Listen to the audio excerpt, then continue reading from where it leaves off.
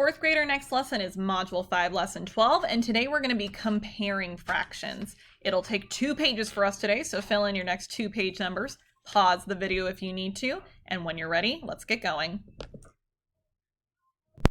Our objective today is that we can use a number line to plot fractions without actually measuring where they should go.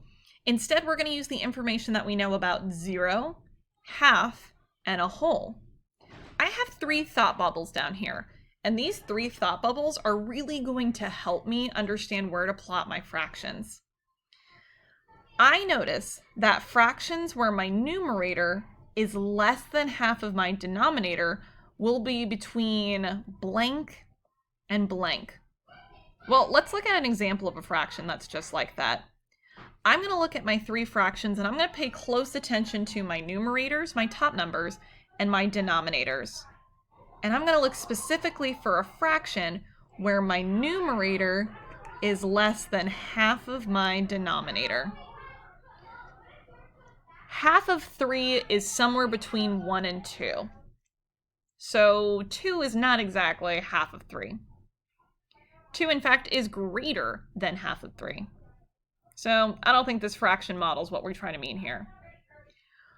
1/6. Okay, half of my denominator would be 3, and 1 is less than 3. Okay, so in this fraction, my numerator is less than half of my denominator.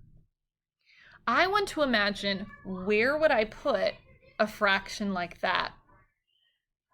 If I have 1 out of 6 pieces, and I imagine that this number line is broken into those 6 even pieces, I think 1 out of those 6 pieces would probably be in this first part of my number line here, between 0 and 1/2.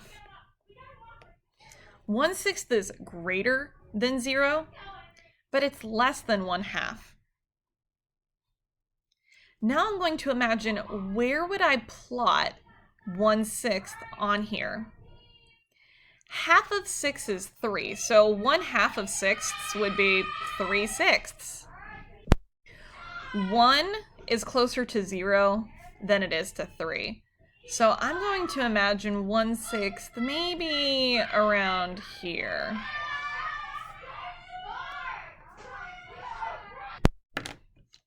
Now I'm going to look at my second statement to help me figure out where to put fractions. I notice that fractions where my denominator is exactly double of my numerator is blank. Let's see if I have any examples of that here, where my denominator is double of my numerator. 3 is not double of 2. 6 is not double of 1. 10 is not double of 4, but it's pretty close. So let's create a 4th fraction. If I had tenths, what would my numerator be so that my denominator is double of it? What number doubled equals 10? Well, that would be 5. So where on this number line would we place 5 out of 10 pieces? Do you notice anywhere on the number line where there's a fraction where the numerator doubled equals the denominator? I notice at 1/2, my numerator doubled would be my denominator. 1 doubled equals 2.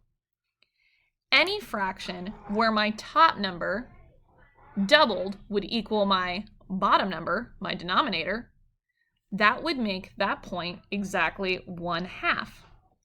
I would place 5/10 right in the center of my number line. Let's go to our third rule now.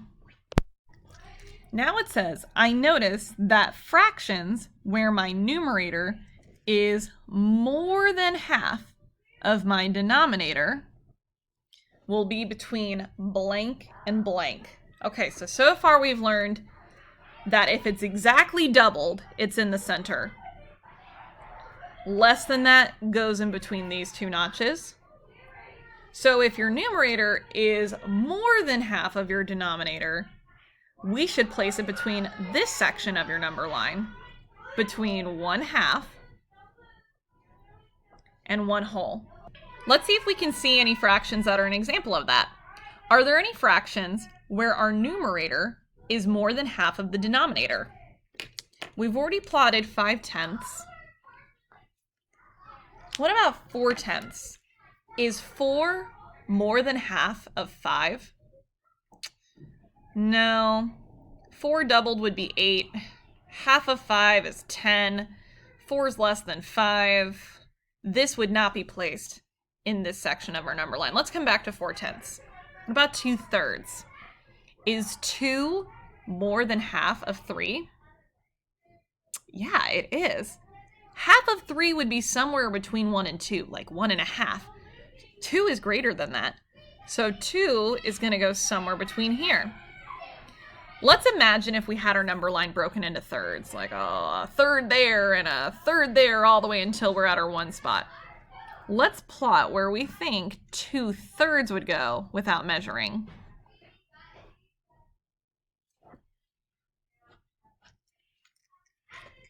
So now where would we place 4/10? Which of these rules lines up with 4/10? Is 4/10 a number that's exactly half? The top number doubled is the bottom number?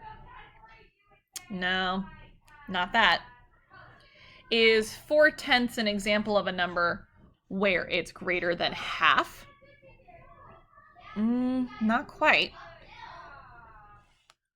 If your numerator is less than half of your denominator, we're going to be in between the notches 0 and 1/2. So let's figure out where we should place 4/10. I noticed that 4/10 and 5/10 are really close to each other fraction-wise. I feel like 4/10 would be closer to the 1/2 mark than it would be to the 0 mark because 4/10 is so close to 5/10. So I'm going to place 4/10 maybe right there. 4 out of 10 pieces. Let's practice this skill some more on your next page. Now on page 2, we're going to compare to see which fractions are larger. And to help us compare, we're going to use number lines with the benchmarks 0, 1/2, and 1 whole. The further up they are, closer to 1 whole, the larger the fraction. And the larger the fraction is the fraction that our alligator points to. Let's start with 1/3 and 3/6. One thing that I immediately notice about 3/6 is that my top number, my numerator, is half of my denominator. According to my rules on the last sheet, if the top number is half of the bottom number, that's equivalent to 1/2. So I'm going to mark 3/6 right here. Now I'm going to decide where 1/3 goes. If the top number is less than half of the bottom number, it goes on this side of the number line. If the top number is more than half of the bottom number, it goes on that side of the number line. 3 is tricky because half of 3 is 1.5. Since 1 is less than 1.5, we're going to stay on this side of the number line, and I'm going to imagine where I'd place 1/3. If I imagine this number line in invisible thirds, I'd probably be about here. So looking at these two fractions, which one is further up the number line? 1/3 or 3/6? Since 3/6 is further up, we're going to point our alligator towards 3/6. Let's practice this skill again with our next one. 8/14 or 49/100. These are two totally different fractions from one another. Here's what I noticed though. Something that they're very similarly close to is 1/2. Because I know half of 14 is 7, and 8's really close to that. And half of 100 is 50, and 49's really close to that. Both of these fractions are going to be pretty close to our 1 whole mark here on our number line. 8/14 is greater than half. because 7/14 would be exactly 1/2, and 8/14 is just a little bit more. So I'm going to imagine I put 8/14 maybe right here.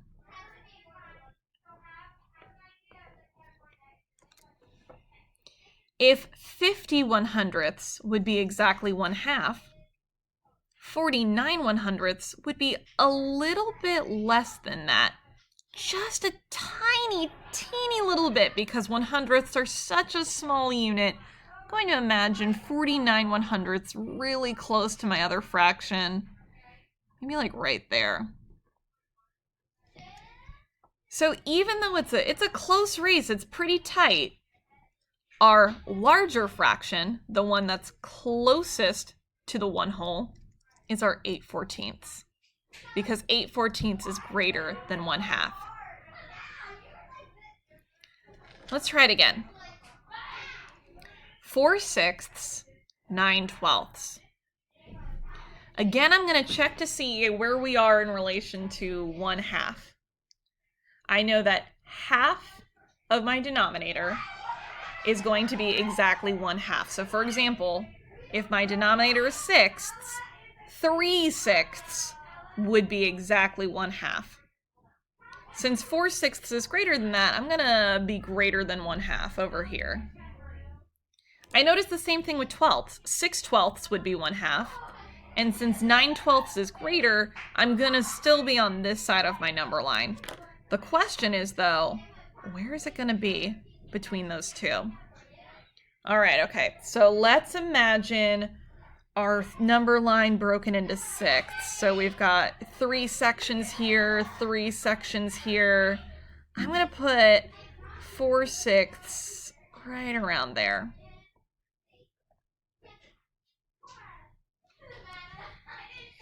Now where am I gonna put 9/12? 9/12. This is really tricky. I'm going to imagine like each of these sections are broken into 6 little pieces. So 1, 2, 3, 4, 5, 6.